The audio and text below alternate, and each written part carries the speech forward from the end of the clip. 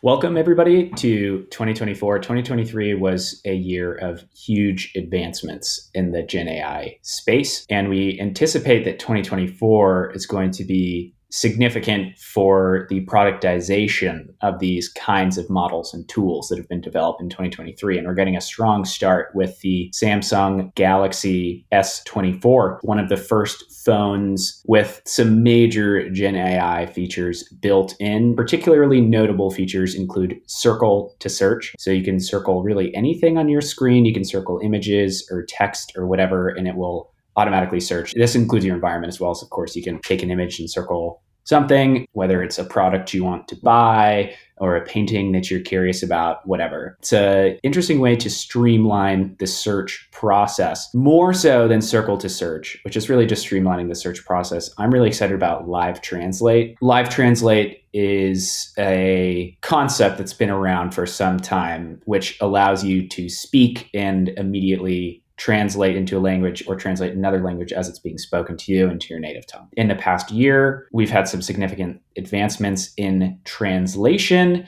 in speech generation, and in speech transcription. So we're getting ever closer to the universal translator in your ear at all times. I think none of the models here, none of this is really revolutionary, but what is exciting is to see these tools that are being developed at the enterprise and in the scientific communities being brought to the handheld device. We'll anticipate that seeing these kinds of phone designs that include dedicated AI processors will probably just become industry standard, right? Applications that these processors enable on your device are going to become standard applications. So things like this, Live Translate in particular, everybody's going to expect to see it on their phone. So this is sort of a glimpse of what the future of the mobile industry will be, at least for the coming year, I would wager. Total pivot. Alpha has developed another generative alpha model called AlphaGeometry, which is an Olympic-level AI system for solving geometry problems. Olympiad-level AI system for solving geometry problems. Again, developed by the Alpha team or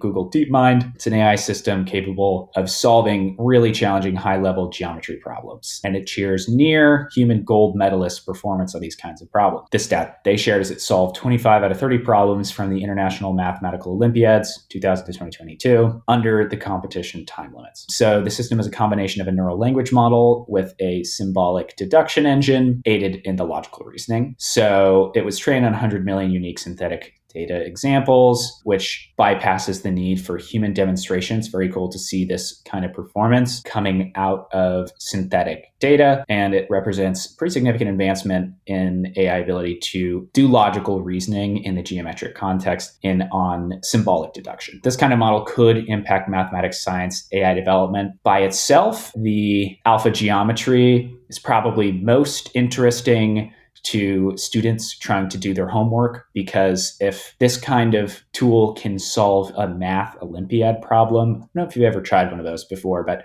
the lowest level problems are probably some of the most difficult math problems you've encountered in your life. If it can handle those kinds of problems, then it can handle just about anything that you'll be tasked to solve in a high school or even a university environment. It does show a trend that we're seeing from the DeepMind team of creating Gen AI models that are really tailored for a specific use case and trained for a particular use case. So we've seen coding models coming from them, molecular graph-based models coming from them, generating new kinds of crystal structures. It's clear that DeepMind is trying to do is to push the capabilities of existing technology in new sorts of fields and understand how transformers and other kinds of engines that have evolved so much over the last decade can be used for these new kinds of use cases. I think the ultimate goal is to build models that can advance scientific progress. Once we're able to work alongside machines to accelerate the scientific discovery process, that's really the next stage in scientific evolution. And DeepMind is doing the kind of early level groundwork for this stuff. So they're testing existing methodologies.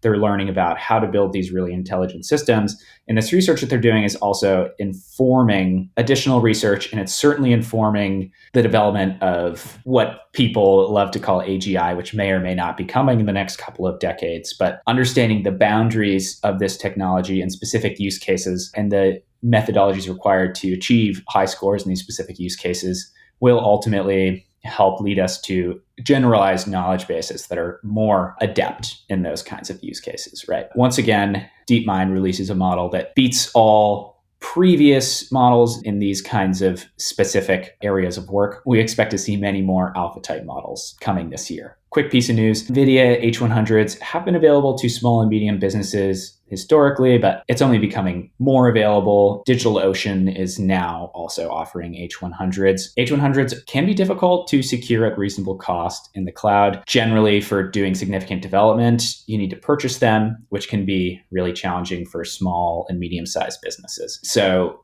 the more H100s that are on the market for cloud compute, the better, because that'll bring down prices, it'll increase competition, generalize access. Last piece of news is just sort of a funny one. Mark Zuckerberg has come out and said that Meta is developing open source AGI and that they're putting all their resources towards open source AGI. I do think it's impressive. By the end of the year, they plan to have a compute infrastructure of 350,000 NVIDIA H100s. I'd be really curious what the electrical grid impact of 350,000 NVIDIA H100s is. I'd have to imagine it's comparable to a small country. But it is refreshing to see that some companies with huge amounts of resources are looking to democratize this kind of development, and the Llama models have historically performed very well. They're no longer the best open source models out there, but they have shown with each increment, with Llama 1, Llama 2, that they tend to perform at the top of the industry. Llama 3, of course, is coming at some point, and hopefully it'll make new leaps and bounds in the open source space. 2024, we expect to see a new chapter of